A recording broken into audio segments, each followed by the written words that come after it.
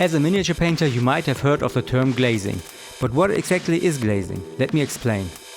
To achieve a smooth transition between different colors or hues, it is crucial to blend the paints together to create gradients.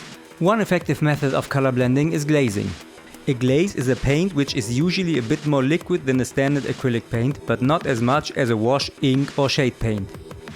We create glazes by watering down our paint of choice with a glazing medium such as Lamian medium or even plain water. The application may vary though, depending on which medium you use. With our glaze paint we now connect the different paints on the surface of the miniature until we have an even gradient. But how do the paints connect? Simply by mixing the two or more paints we want to blend together into a new paint and using this mixture in between the paints on the model surface. To achieve a nice and even gradient you should create different mixtures with different portions of the paints used.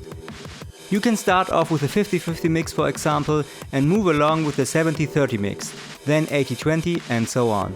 Remember, the more steps you incorporate into this process, the smoother the gradient gets.